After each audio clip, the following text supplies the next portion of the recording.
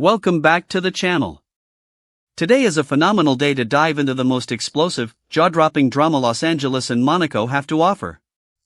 Grab your favorite drink, settle in, and brace yourselves, because the fashion world is about to be painted in blood and betrayal. Let's get right into the action. The golden sands of Monaco were supposed to be a sanctuary. A glamorous, sun-drenched escape from the toxic betrayal festering back in Los Angeles.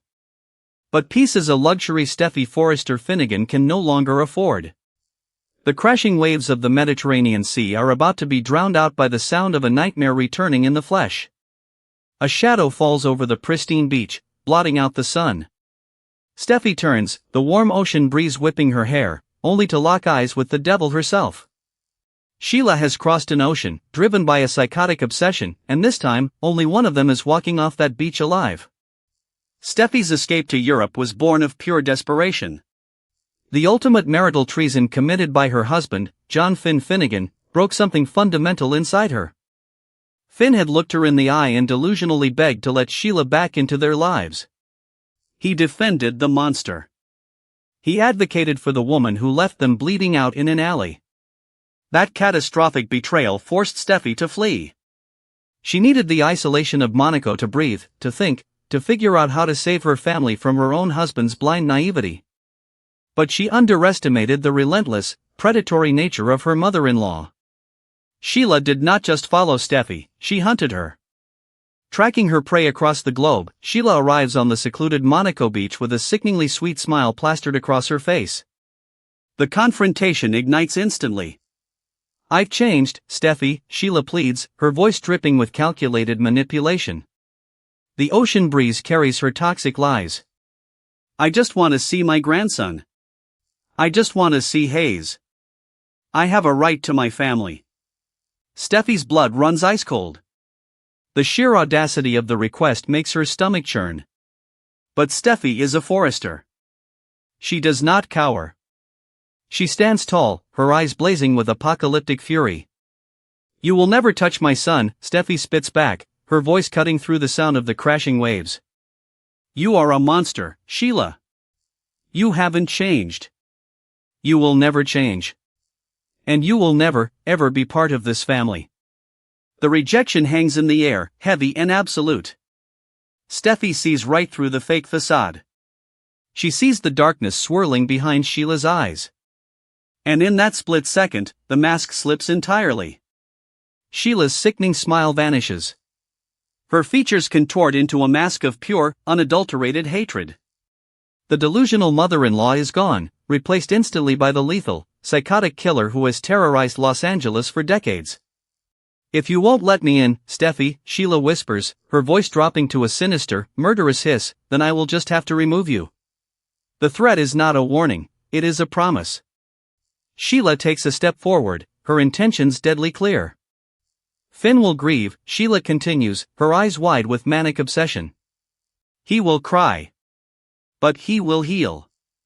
And I will be there to comfort my son. I will raise Hayes. I will take your place." The tension explodes into physical violence. Sheila lunges. The golden sands of Monaco transform into a brutal gladiator arena. This is no longer an argument, it is a desperate, bloody fight for survival. Steffi fights back with the ferocity of a mother protecting her young. Every strike, every block is fueled by pure adrenaline. But Sheila is fighting with the unhinged strength of a psychopath with nothing to lose. As the struggle intensifies, Steffi is pushed to the absolute brink. She realizes with horrifying clarity that reasoning with Sheila is impossible. Calling for help is useless. To survive this beach, to ensure she ever sees her children again, Steffi must make an extreme, irreversible decision. She must become just as ruthless as the monster trying to kill her. Steffi reaches blindly into the sand, her fingers wrapping around a heavy piece of driftwood. The ultimate choice is laid bare: kill or be killed. As the driftwood arced through the salty Mediterranean air, Steffi's entire life flashed before her eyes. She didn't just see her own survival, she saw the faces of her children. She saw Kelly's bright, innocent smile. She saw Hayes, the little boy who shared the blood of the monster currently trying to choke the life out of her. Steffi knew, with absolute, terrifying certainty, that if she died on this beach, Sheila would not stop. Sheila would infiltrate the Cliff House. Sheila would manipulate Finn's grief. Sheila would raise Steffi's children, poisoning their minds, twisting their reality until they called a murderer their grandmother. That thought, that horrifying, apocalyptic vision, fueled Steffi's muscles with superhuman strength. The driftwood connected with a sickening, hollow thud against the side of Sheila's head. The force of the blow sent a shockwave up Steffi's arm, but she didn't stop. She couldn't stop. She swung again, a primal scream tearing from her throat, a battle cry of a mother refusing to leave her children to the wolves. Sheila stumbled back, her hands flying to her bleeding temple, her psychotic gaze momentarily fracturing into confusion and pain. Steffi scrambled to her feet, her chest heaving, the bloody piece of wood gripped tightly in her trembling hands. The glamorous shoreline of Monaco was now a crime scene, and the war was far from over. Meanwhile, halfway across the world in Los Angeles, another member of the elite circle is facing his own catastrophic downfall. Will Spencer is a man completely and utterly destroyed. The Forrester estate is now a fortress, and Will is the enemy at the gates. The violent, bloody brawls with R.J. Forrester at the bikini bar have left Will with bruised ribs and a shattered reputation. But the physical pain is nothing compared to the isolation. The physical altercation that caused Eric Forrester to fall was the final nail in the coffin. The entire Forrester family has walled Will out. They have labeled him a violent, unstable threat. He is a pariah in the city he used to rule. Desperate, feral, and out of control, Will marches to the Forrester estate for one final plea. He begs Electra to listen. He begs her to understand. He begs for a second chance. But Electra is ice. She looks at the battered, desperate man before her and feels nothing but vindictive disdain. She rejects his apology flat out. She turns her back on him, leaving Will to drown in his own misery. The rejection sends Will into a devastating downward spiral. He retreats to the dark, suffocating atmosphere of the beach house. The silence is deafening. He turns to alcohol, pouring drink after drink, letting the burn of the liquor numb the agonizing pain of his shattered heart. Back in Los Angeles, the amber liquid in Will's glass seemed to mock him. Every time he closed his eyes, he saw the exact moment Electra's love had curdled into disgust. He replayed the confrontation at the Forrester estate on a torturous, never-ending loop. He felt the phantom push of Eric Forrester's hands.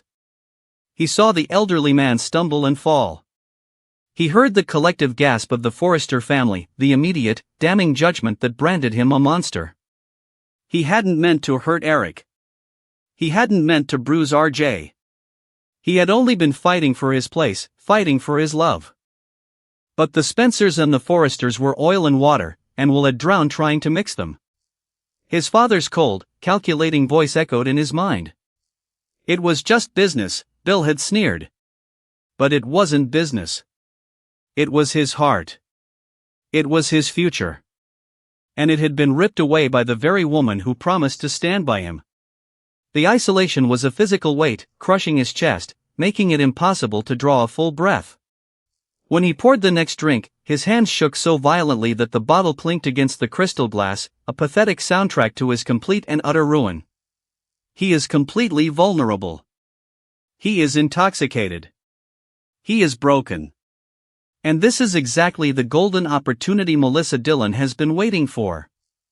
Dillon steps out of the shadows of the beach house. The sweet, supportive friend mask is immediately thrown in the trash. She looks at the shattered Spencer heir, and her eyes gleam with calculated, predatory ambition. She does not offer him platitudes. She does not tell him everything will be okay. Instead, Dillon makes her move. She pours herself a drink, sits dangerously close to Will, and openly seduces him. They abandoned you, Will, Dillon whispers, her hand tracing the line of his jaw. Electra threw you away like garbage. The Forresters treat you like a monster. But I don't. Will's breathing hitches. The alcohol is clouding his judgment, but Dillon's words are a potent venom seeping into his veins. I am the only one on your side, Dillon continues, her voice a sultry, hypnotic purr. I am the only one who sees you. Let her go, Will. Let me take care of you. Will is too damaged, too exhausted, and too intoxicated to fight anymore. The feral desperation inside him craves comfort. It craves validation. He stops fighting the pull. He leans in, accepting Dylan's presence, surrendering to the manipulative comfort she is so eagerly providing. The beach house becomes a den of toxic surrender. Will allows Dylan to pull him close, letting the lines of friendship completely obliterate into a passionate, undeniable physical connection. But the universe is never that kind to a Spencer. The front door of the beach house clicks open. Electra Forrester steps inside. Electra's drive to the beach house had been fueled by a toxic cocktail of self-righteousness and vindictive pride. She had packed the final box of Will's belongings with meticulous, aggressive precision. She wanted to deliver it personally. She wanted to look him in the eye one last time and cement her victory. She wanted him to see how unbothered she was, how easily she had moved on to RJ.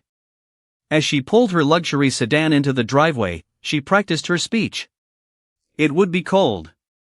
It would be brief. It would leave him with absolutely no hope of reconciliation. She marched up the pathway, the heels of her designer shoes clicking sharply against the pavement, a drumbeat of impending doom. She didn't bother knocking. She had the key. She wanted to catch him off guard, wanted to see him wallowing in the misery she had prescribed. But as the door swung open, the speech died on her lips, and the arrogant, untouchable Forrester heiress was instantly reduced to a jealous, raging hypocrite. Will, the man who was just begging on his knees for her forgiveness, is wrapped in the arms of her supposed friend. Dylan is claiming the space that Electra vacated. The shock is instantaneous. But the shock quickly morphs into a blinding, hypocritical, venomous rage. Electra was the one who had rejected Will. She was the one who had told him he was garbage. She had spent the last 48 hours cozying up to RJ Forrester, basking in his attention while Will bled out. But seeing another woman actually take him? Seeing Dylan succeed where she failed?